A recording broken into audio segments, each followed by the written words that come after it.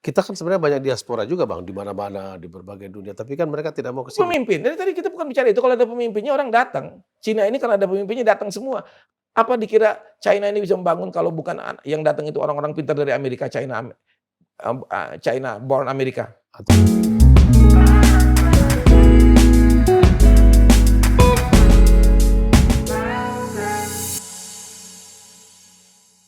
kosakata kita kali ini akan kita lanjutkan dengan isu yang terkait dengan beliau, yaitu dokter. Walaupun terlihat Bang Hariman ini menjadi aktivis demokrasi, pro demokrasi, mengkritik kebijakan publik, tetapi beliau sejatinya dokter. Yang saya mau tanya ini soal teknokrasi. Ada yang mengatakan begini, bahwa dulu Pak Harto, demokrasi memang agak pelan, tetapi teknokrasi mereka tuh cepat gitu. Termasuk saat menunjuk-nunjuk menteri, kata mereka jarang ada yang luput tuh. Pak Harto nunjuk menteri itu benar-benar pinter. Tapi memang tidak ada partai yang masukin nama. Virus ini Eee, umurnya terbatas. Jadi yang kalau kita bisa memisahkan, orang karena begini, sebelumnya virus ini gejala pertama di dunia penularannya man to man, orang ke orang. Kalau kalau virus yang lain tuh selalu melalui inang yang lain. Misalnya kita demam berdarah melalui, Nyamuk. nyamuk, macam-macam lah, ada melalui tikus, melalui binatang. Ini langsung melalui pernafasan orang ke orang. Jadi kalau ini bisa dipotong dengan lockdown-nya, itu kita nggak usah pakai vaksinasi dan lain sebagainya kayak, sekarang dilakukan oleh pemerintah Cina itu. Mereka benar-benar bisa memutuskan Rantai. rantai itu dengan orang dikurung, nggak boleh ketemu sama orang sebulanan. Tapi katanya sudah lewat masa masa emasnya, kita sudah hampir 1 tahun. Ya kalau kita dari awal nggak berani, karena kita takut ekonominya nggak jalan. Artinya itu menunjukkan bahwa kita tuh nggak punya apa-apa gitu loh. Apa sebulan sebulan artinya itu Katakanlah 3 bulan. enggak, artinya sebulan aja kita nggak berani nutup. Itu kan mereka kalau bicara nanti langsung rubuh pemerintah gitu loh. Itu kan ketakutan yang nggak masuk akal saya. Jadi itu lawan kuman, bagaimana kalau lawan musuh masuk? Nggak bisa bertahan dong. Kan kalau kita bicara pertahanan itu kan kita punya cadangan tertentu yang bisa kita pakai dalam keadaan krisis itu. Jadi kalau kita bicara keadaan sekarang, ya memang kita mesti menunjukkan udah salah kelola dari awalnya. Tapi ada yang mengatakan juga begini, pemerintah satu hal agak gagap atau lambat, tetapi DPR-nya sendiri tidak bahu-membahu, kan sebenarnya kan 2 ini sayap dalam melaksanakan Kalau program. kalau bicara Karena termasuk ngatur anggaran itu kan nggak bisa sendiri pemerintah. dari awal kan yang kita udah bilang yang di Indonesia ini bukan kekurangan uang, kurang apa, kurang leadership. Bicara Soeharto itu yang kamu bilang tadi, Soeharto itu ngerti masalah. Karena itu dia juga bisa panggil orang Terbaik. yang terbaik dan tapi dia tahu tujuan dia. Jadi orang itu dia perintah, orang-orang itu. Dan orang-orang ini senang diperintah. Semua orang senang diperintah sebenarnya. Itu Artinya manusiawi. diperintah untuk tugas Yang publik. yang dia tahu tadi, dia tahu masalah kita nih apa gitu loh. Kayak Soeharto tuh tahu kita penting stabilitas dulu gitu loh. Baru ada, stabilitas dia pikir nanti nanti udah kuenya besar dia bagi. Itu yang lupa dia bahwa kelemahannya itu akan jadi sumber korupsi gitu loh, di mana-mana itu. Nah, kalau yang sekarang ini saya kira mereka nggak tahu apa masalah kok. Jadi misalnya begini, infrastruktur mau dibangun, untuk apa? Kalau kita tanya dan semua ekonomi kita juga belaga bodoh. Sebenarnya infrastruktur itu menyusul kalau menyusul produksi gitu loh. Kalau ada produksi baru bikin infrastruktur. Kalau bikin infrastruktur tanpa ada produksi, barang orang yang masuk ke kita gitu loh. Gimana sih? Jadi kapasitas domestik itu harus dibangun ya dalam. Iyalah, tetap musti. Perdagangan antar wilayah kita yang dihebatkan. Jadi memang saya kadang-kadang apa ya, jadi misalnya kita mau niru Cina. Cina itu kan mereka itu strukturnya masih Masih otoriter. otoriter. Jadi Dan semuanya daratan loh, kita kan pusatnya pulau-pulau, laut-laut. iya, dan mereka kan udah jelas kan mereka bikin, anam wilayah, kawasan industri berikat itu yang isinya rata-rata 60 juta orang sampai 70 juta orang ada. Jadi itu semua 300 juta orang tuh langsung dibebaskan sebebas-bebasnya. Kalau kita Batam kita bikin begitu nggak terjadi, nggak apa ya, nggak konsekuen.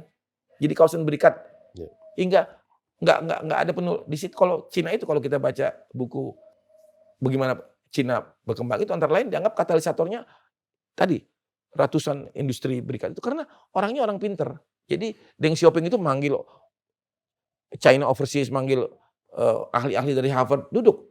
Gimana kita bangun Cina dengan kondisi gini? Bukan ujuk-ujuk tiba-tiba kita bikin jalan ke mana-mana. Kita kan sebenarnya banyak diaspora juga Bang, di mana-mana, di berbagai dunia, tapi kan mereka tidak mau ke sini. Pemimpin, dari tadi kita bukan bicara itu, kalau ada pemimpinnya orang datang. Cina ini kalau ada pemimpinnya datang semua. Apa dikira China ini bisa membangun kalau bukan yang datang itu orang-orang pintar dari Amerika, China born Amerika. Atau Itu kan atau Eropa gitu ya? iya, China born itu orang-orang pinter-pinter. Tapi kalau itu nanti nggak benar, ABC bisa pulang juga.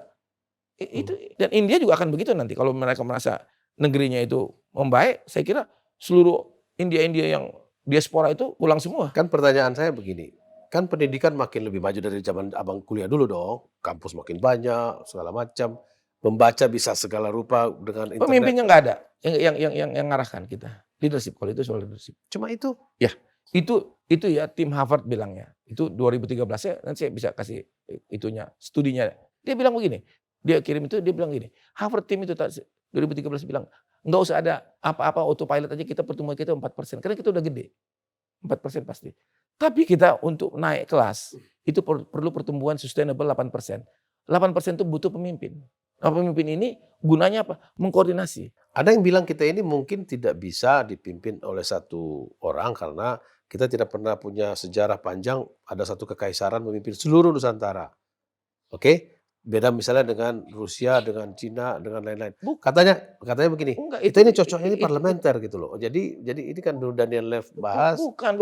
Ah. Ya itu teknisnya. Oke. Tapi intinya itu seperti saya bilang tadi, kalau saya diskusi sama Pak Ali Yafidi bilang, Iran itu bertahan itu karena ada orang-orang seperti Ahmadinejad gitu loh, yang dipilih, dia juga Ahmadinejad bukan sesuatu yang unggul, tapi Ahmadinejad bisa meyakinkan rakyatnya bahwa saya ini jujur gitu loh, nggak punya apa-apa, Tulus. tulus. Jadi orang-orang itu nggak cari penyakit gitu loh, karena mereka.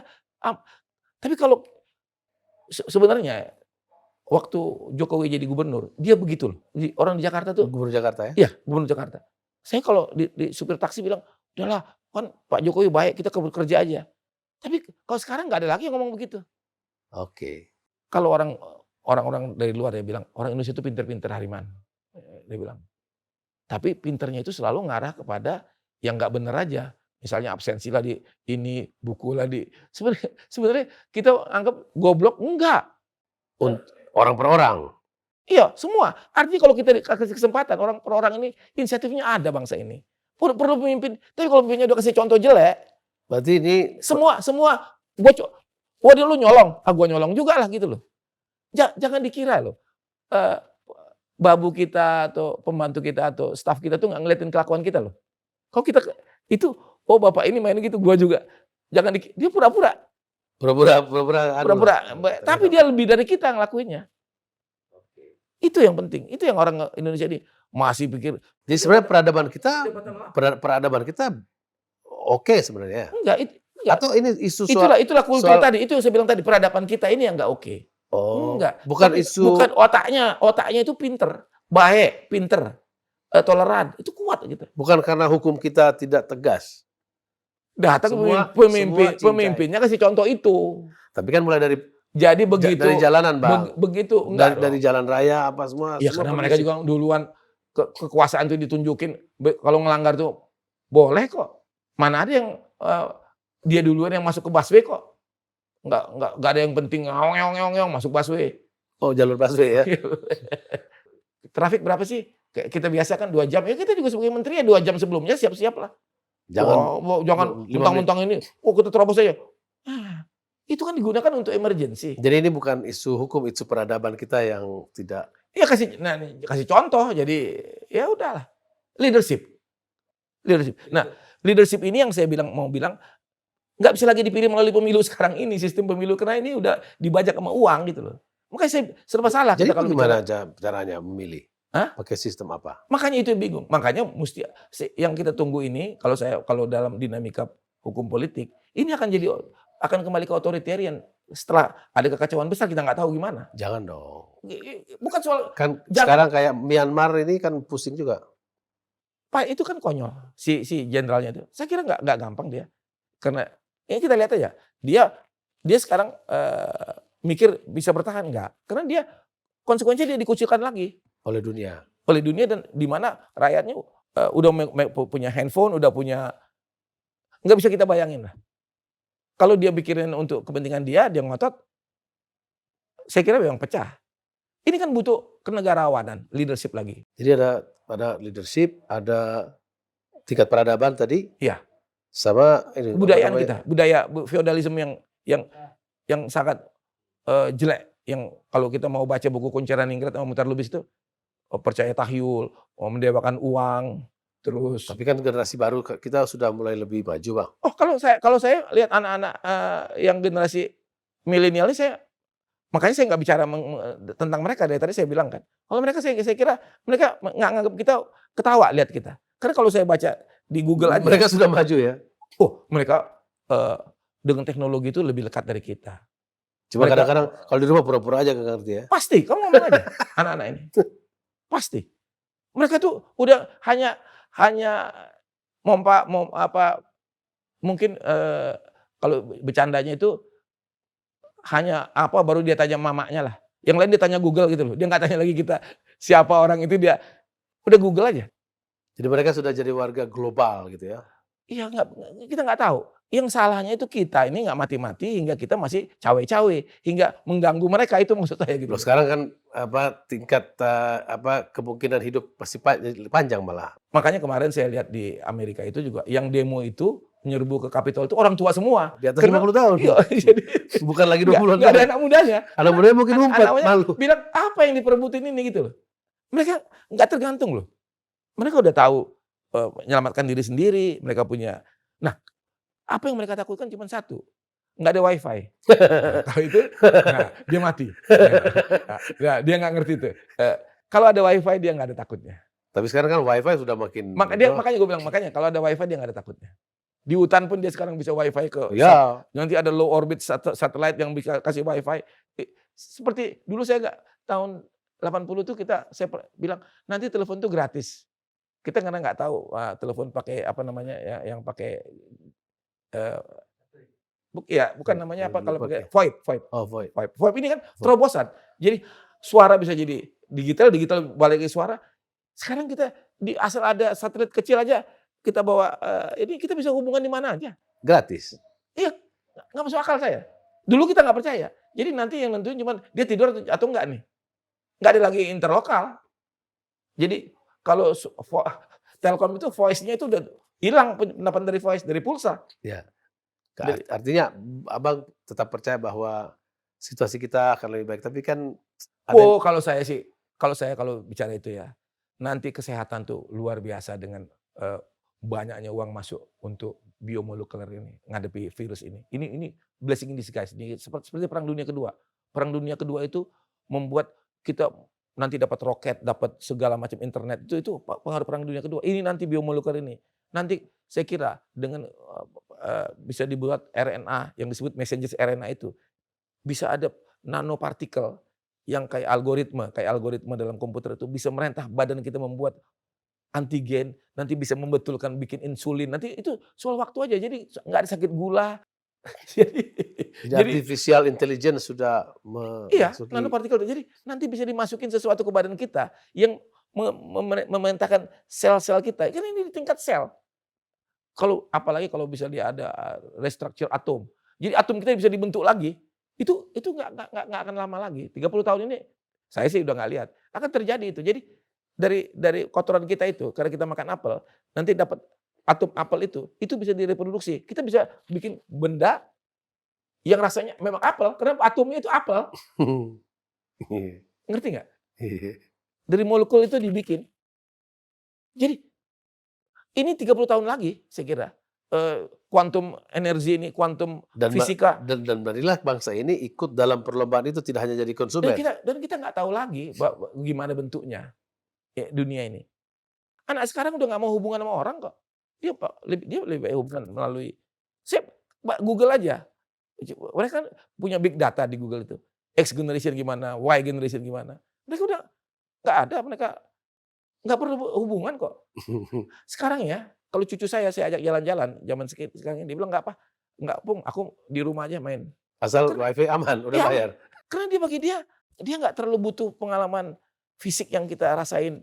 Dulu romantis, Iya, apa ya, ke kampung ketemu, naik eee, gunung, kayak, bule-bule itu yang zaman dulu tuh, generasi yang kita lihat itu dia sengaja, pergi ke Alaska untuk ngerasain dingin. Sekarang nggak ada anak-anak mau rasa dingin ya ketik, oh dingin begini. Makanya saya bilang tadi diskusi kita ini sebenarnya hanya untuk kita yang tua-tua yang masih cawe-cawe. Sebenarnya kalau anak muda jangan-jangan nontonnya pun nggak mau. jangan.